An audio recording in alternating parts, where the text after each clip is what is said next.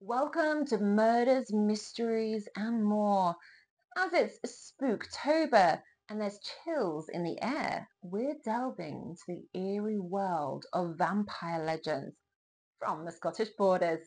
Now, this is a place where ancient battles left scars on the land and whispered legends linger in the shadows. You may think that Scottish borders is the full border between Scotland and England, but you'd be mistaken. Scottish borders are made up of a number of counties and only one is in England, which is Berwickshire. But the land itself was fought over for centuries. The Scottish borders is now full of rolling hills and quiet villages. The River Tweed was where many of the battles were fought on either side, and it's rich in history and drenched in blood. But what if that blood never stopped flowing? What if the dead refused to stay buried? Our story begins in Melrose Abbey, founded in 1136 by King David I. Its Gothic spires towering against the misty skies. This once sacred place, now a ruin, was home to the Cistercian monks who sought peace but found something far darker. In the abbey's shadow, one figure in particular still haunts the lore of this land, the Hunter priest, the dog priest. He was a monk, yes, but not like the others. His obsession with the hunt, particularly the blood sport of hounds tearing into flesh, consumed him. His nightly drunken rampages and womanizing brought shame to the abbey, but what followed after his death was far, far worse. Locals began to tell stories of the Hunter priest rising from his grave, his lust for blood undiminished. In the dead of night, they heard strange noises, scratching at windows, footsteps trailing just out of sight. On one night, his former mistress woke to find him in her home, his cold, dead eyes gleaming with unnatural hunger. She screamed and the villagers came running, but the dog priest escaped into the darkness. The monks themselves were not spared.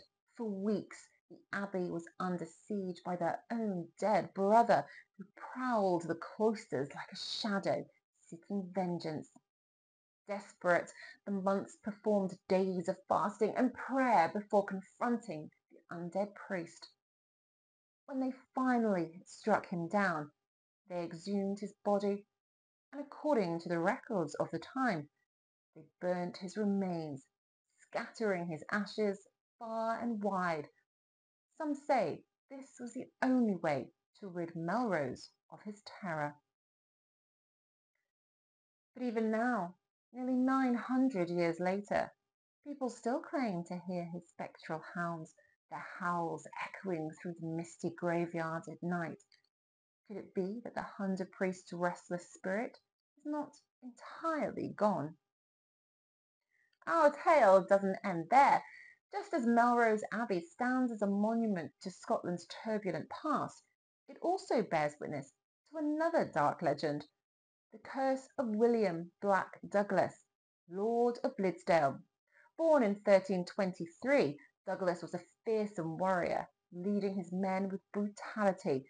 His nickname, the Flower of Chivalry, belied his ruthless tactics, which included ambushing his enemies, even in times of truce.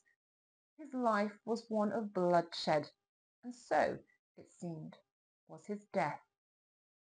After his assassination in 1353, Douglas's body was laid to rest at Melrose Abbey. But soon after, strange things began to happen. Livestock were found drained of blood, eerie figures were spotted moving in the dead of night, and a dark shadow seemed to creep through the village. Locals feared the worst.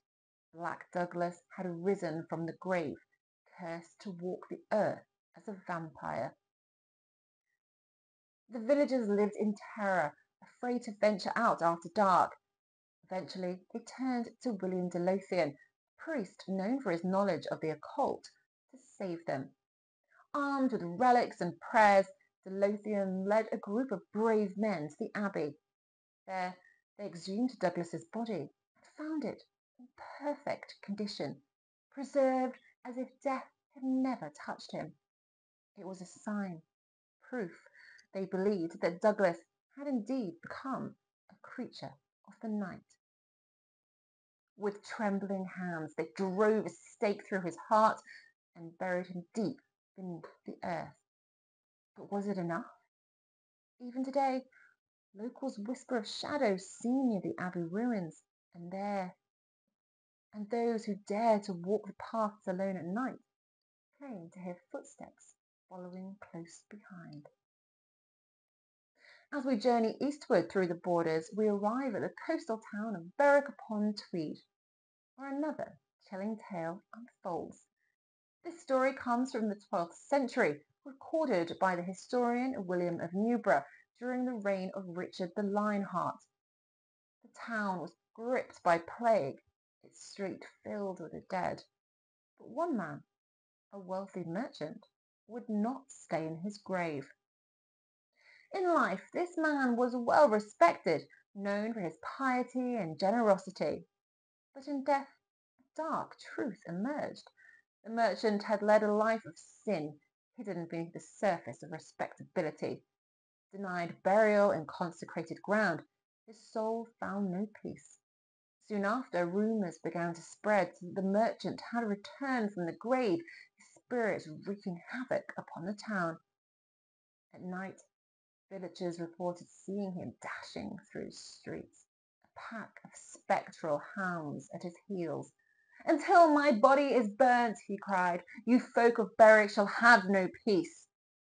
The terror spread quickly, and the villagers, unable to sleep, feared that the merchant's curse would destroy them all. In desperation, 10 farmhounds were selected to exhume his body. As they opened his grave, they found the corpse bloated and blood-stained, a sure sign, according to local belief, that he was indeed a vampire. They dismembered him and burned the remains. For a time, Berwick knew peace, but the curse was not easily broken. The plague returned, killing more than before, and in the quiet of night, the townsfolk claimed to hear the merchant's hounds howling once more. And these stories, whether born from fear, from fact, or from the unknown, have woven themselves into the fabric of the borders. The line between history and myth is blurred. But one thing is certain, in these lands where blood has flowed for centuries, the dead do not always rest in peace. And what do you think? Are these just stories to scare us on cold nights? Or could there be some truth to the tales of the undead walking amongst us? Let me know what you think, and if you've heard any other vampiric stories in the Scottish borders. Also, don't forget to like, share and subscribe. Until next time, stay curious.